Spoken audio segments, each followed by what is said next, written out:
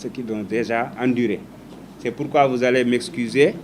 Par décence, je ne vais pas parler de ma situation carcérale parce que pour moi, c'est une situation carcérale améliorée. Je suis un prisonnier errant. D'abord parce qu'il y a des aînés qui sont là, les doyens Diallo et autres, qui ont vécu pire que ce que nous sommes en train de vivre aujourd'hui, qui ont déjà fait de la grève, de la faim, avec peut-être des records de 3 semaines ou plus. Donc, il n'y a rien de nouveau. C'est juste une répétition de l'histoire. Je ne vais pas en parler aussi parce qu'actuellement, il y a plus de 1060 détenus qui sont en train de vivre pire que ce que je suis en train de vivre aujourd'hui. Par contre, je voudrais remercier cette jeunesse, la jeunesse patriotique sénégalaise ou du Sénégal, JPS de PASTEF. Je commence par leur coordonnateur qui est l'exilé Maître Ngagne Touré, mais aussi Madame Béatrice qui est en train de faire un travail extraordinaire avec son équipe. Je remercie aussi la jeunesse de FRAPP et tous les mouvements, en tout cas tous les patriotes qui aujourd'hui se sont engagés dans cette lutte pour préserver la démocratie, mais pour un Sénégal meilleur. Nous avions répondu à l'appel des patriotes avant 2014, mais au sein de PASTEF en 2014, sachant pertinemment que le chemin serait très difficile et qu'on pourrait y perdre énormément, d'où d'ailleurs notre slogan « Le don de soi pour la patrie ». Et quand on choisissait le don de soi pour la patrie, on savait pertinemment qu'aucun sacrifice n'est de trop pour la réussite du projet. Donc, aucun sacrifice n'est de trop pour un Sénégal meilleur, pour un Sénégal prospère. De patriotes du Sénégal, nous sommes passés à patriotes africains du Sénégal, faisant ainsi notre leader, ou en tout cas les leaders de mouvement, parce que FRAPP avec Guy Marius Sagna, PASTEF avec Ousmane Sonko et d'autres mouvements bien sûr, de Ousmane Sonko ou de Guy Marius Sagna du Sénégal, mais aujourd'hui ils sont passés de Ousmane Sonko ou Guy Marius Sagna de l'Afrique. Je pense que le Sénégal est en train d'inspirer beaucoup de pays africains aujourd'hui. Donc, naturellement, rien ne nous sera offert parce que nous œuvrons pour enterrer définitivement un système mafieux qui date des indépendances. Alors, nous devons rester stoïques, unis et endurants, tout en sachant que l'issue ne peut être que victorieuse. Notre combat est à la fois multiforme et multidimensionnel. Au moment où les politiques classiques axaient leur stratégie sur des méthodes machiavéliques de conservation de pouvoir, PASTEF et des partis et des mouvements comme lui proposaient la méthode des élus de Dieu qui repose sur la vérité et la vertu. Le Sénégal a perdu son lustre d'antan, jadis vitrine de l'Afrique en matière de démocratie, même si je peux être contredit peut-être par quelques doyens. Mais le Sénégal est devenu aujourd'hui la risée du monde. Il faut au moins constater cela. Malheureusement, le pays où les droits de l'homme sont bafoués, les libertés individuelles et fondamentales confisquées, le pays où règne une terreur institutionnalisée, le pays où sa jeunesse a perdu tout espoir au point de préférer emprunter les routes de l'incertitude et de la mer, que dis-je, de la mort. Nous sommes tous interpellés, tous, toutes générations confondues, en tant que Sénégalais, en tant qu'Africains. Aujourd'hui, notre leader, président Ousmane Sonko, et plus de 1060 patriotes ont été injustement arrêtés et emprisonnés. D'autres sont sous contrôle judiciaire, avec ou sans bracelet. Notre parti également, comme vous le savez, dissous par décret. Notre responsable national à la jeunesse en exil, ce qui montre aujourd'hui le visage du Sénégal à travers le monde, où des jeunes talentueux, des fonctionnaires d'État préfèrent s'exiler pour ne pas accepter l'injustice, la forfaiture, ou tout simplement pour ne pas faire comme ceux qui nous gouvernent. Mais malgré tout cela, nous existons et occupons avec dignité l'espace médiatique. Parce que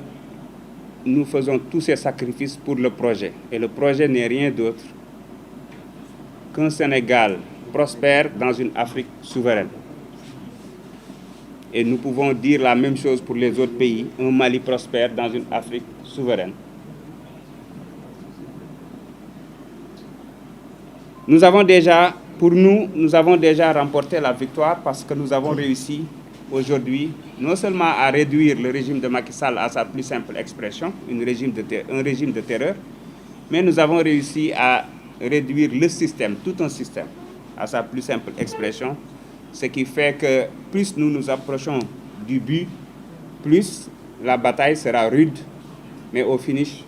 nous allons gagner, nous gagnerons. Inch'Allah. Qu'ils nous oppriment, qu'ils nous persécutent, nous arrêtent et même nous tuent, nous existerons et prendrons toujours le dessus. Je dois dire que le président Ousmane Sonko, ou bien l'idéal qu'il défend, c'est comme de l'or brut. Et l'or a besoin de passer par le feu pour briller. Le président Ousmane Sonko brille et brillera pour toute l'Afrique. Le patriotisme irrigue et irriguera tous les cœurs des Africains. Chers amis, les choses changent et vont encore changer. Autrement dit, les choses vont grandement changer parce que le Sénégal prospère dans une Afrique souveraine, se profile à l'horizon. Certes, nous y perdrons des plumes, mais ils y perdront bien plus. Et leur image à jamais sera salie dans le monde entier.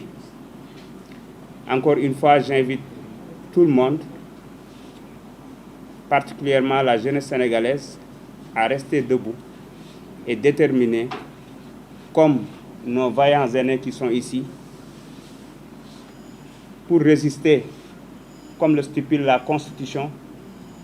parce que nous n'avons que ce pays et nous n'allons pas démissionner, nous n'allons pas prendre les embarcations de fortune, nous allons rester ici et nous battre pour changer les choses et faire du Sénégal un Eldorado. Parce qu'aujourd'hui, l'Arabie Saoudite est en train d'attirer toutes les stars du monde, mais l'Arabie Saoudite n'a rien de plus que nous. Au contraire, le Sénégal a plus de ressources que l'Arabie Saoudite.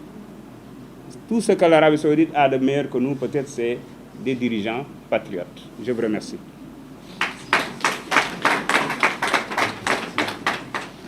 ci gàttal rek ci lu gaaw a gaaw ngeen baal ma damay nuyu mboolem ñi fi teew di nuyu rawatina suñu papa yi toog fii nga xam ne tey ñun daanaka dañuy jéem a jël relève bi waaye ñun ak ñoom ñoo bokk benn génération ndax dañu jàpp ne génération ci xel la ci dundin la ci gëm-gëm la duma wax lu jëm ci wàllum jàpp yiñ ma jàpp ay garde à vue yu ni mel parce que pour man amul solo su ma xoolee fii ay doyen yu mel ni ñoom Diallo Diop jaar nga xam ne jiitu nañu ci kaso bi ay yooni yoon def grève de la faim ay yooni yoon am ñu ci faat ak yu ni mel ngeen xam ko waaye tamit duma ci wax ndax fi may wax ak yéen junni ak juróom benn fukk ak lu teg ci ay sénégalais yu bokk ci benn parti wala yu gëm benn idéal mi benn projet ñi ngi ci kaso bi presque ñëpp ñoo bokk li ñu leen fa yóbboo muy appel à l'insurrection association de malfaiteurs trouble à l'ordre public diffusion de fausses nouvelles maanaam ay caaxaan fourre-tout juste parce que bëgg nañu installer dictature jàpp ne bu ñu xoqatalee ndaw ñi ak sénégalais yi de façon générale jàpp ay médecins jàpp ay sëriñu daara jàpp ay journalistes dinañ tiit ba Sénégal kenn dootul sañ a wax ku bëgg a wax même waxuma marche mais conférence de presse sax siège du parti ñu tere leen ko loolu nag weesuwul dictature dafa mel ni li ñu doon dund ay 1960 la nekk di dundaat rawatina buñ ca boolee nag di tas parti politique bi gën a mag ci Sénégal waxuma ci opposition mais ci Sénégal jamono yi. mais nag bi ñu soobu ci xeex bi xamoon nañ ne lu nekk mën nañu si fekk moo tax ñu jël ne ñun suñu xeex bi maanaam suñu bàkk mooy le don de soi pour la patrie jël suñu bopp delloo ko suñu réew ba mu jeex tàkk ndax amuñu leneen lu dul suñu réew. ba tax na ñun ñëpp dañu jóg xeex ne projet bi du Sénégal kese doyen Diallo Diop mi toog mooy vice-président chargé des questions panafricaines dans le parti suñu parti ñu soppi ko tuddee ko patriote africain du Sénégal parce que dañu jëm ne dañu war a fexe ba mu am patriote africain du Mali, patriote africain du Burkina, patriote africain du Nigeria, patriote africain du Rwanda. bu patriote yëpp doxalee la même chose après ànd bi day yomb ñu am benn Afrique bu booloo.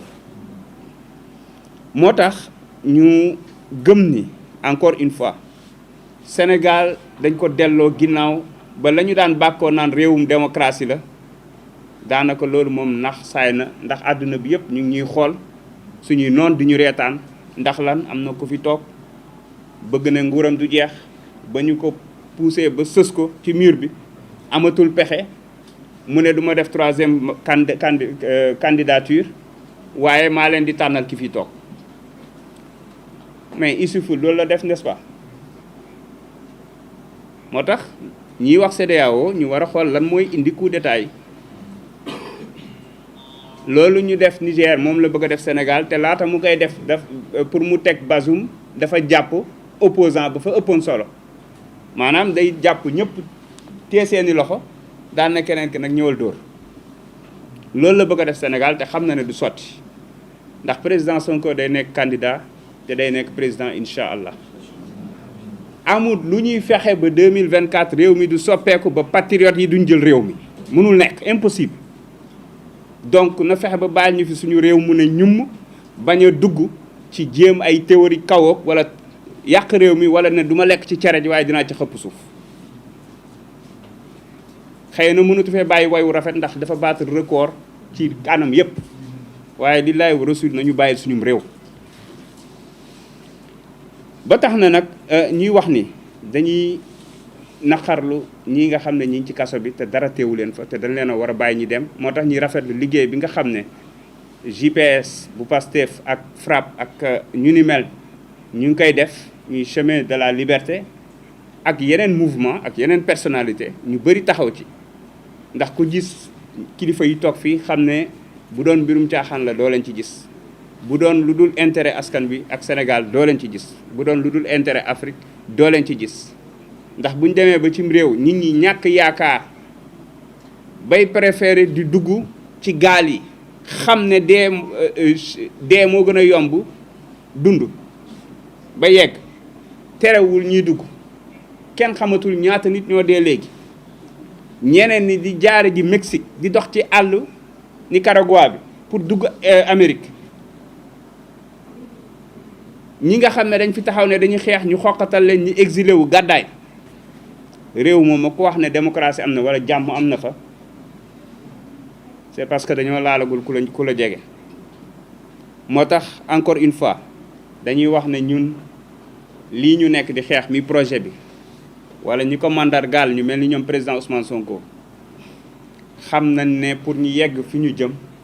yoon wi dina bëri ay ndëgg sërëx bëri ay xaaxaam bëri ay dëkk waaye ala kulli xaal dañu xuus ba yegg fi ñu jëm ndax musuñoo jege nii ci changer système bi te li koy gën a yombal mooy yàlla daf ñu defal système bi yépp booloo ci benn boor même bu dee ñi ngi jéem a faire semblant comme booloo nañ ci benn boor nag raxas bi day yomb am na lu ñu daa wooyee suy bale dañuy suy rek bale mu dem ñu mën a jël suñu réew defar ko ndax Sénégal ñàkkul dara ndax réew yi ñuy daw di jëm Sénégal moo leen ëpp ressources yu ñu soxla yépp ressources halieutiques ressources naturelles yi mi pétrole mi gaz mi lu mën di doon waaye jàmm waaye jeunesse bu nangoo liggéey waaye suuf su tàlli nangu loo fi bay mu nangu ndox wër Sénégal ñàkkuñu dara lu dul njiit yu baax te yaakaar naa ne bu ñu wéyalee nii taxaw tem fas yéene ne ñoom bu leen jaralee fukk pour ñu toogaat fi di ñu noot seeni doom di ñu noot ñuy wéy di jàpp ne violence ak jaay doole mooy yor réew ndax dañuy faral di wax naan ay violence ay propos ay nangam fii ki fi doon saaga sëriñ jàpp Abdoul Aziz Al Amine di ko saaga di ko wax lu ko neex ki doon wax ne sëriñ si ay citoyen ordinaire lañ moo ko jël def ko ministre ki doon wax ne waa Casamance ay rebelle lañ ki doon wax ne Casamance bu bëggee bokkaat ci Sénégal daf may voteel moo ko jël def ko vice président assemblée nationale ki doon jàpp askanu wolof yëpp saaga leen ay jegeñaaleem ñoo ko jël wutal ko passeport mu génn ki nga xam ne ci ay kàccam la réew mi tàkkee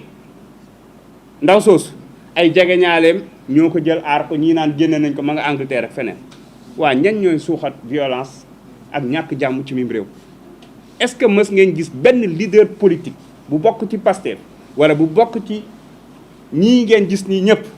wala ci mouvement ay frappe bu mas a taxaw yëkkati benn kàddu bu ñaaw waxuma kilifa diine de mais jëmale ko sax ci kenn si ñoom jamais mais dañuy lëkkaloog seen ay yenn presse seen ay yenn chroniqueur seen ay yenn ñoo xamante ne nii seen poche ngi duuf ñii jéem a ëlëmal xel yi lëndëmal xel yi di jéem a gëmloo ne violence ak ay ci beneen boor bi la nekk alors que ñoom ñooy maanaam la personnification de la violence noonu laa ko mën a waxee. donc maa ngi leen di sant di leen gërëm di jéggalu ci guddaay bi xam naa ne kilifa yi fi toog li ñuy wax moo nar a ëpp solo lool ñun suñu kàddu yu ndaw yi di leen sant di leen gërëm jërë ngeen jëf.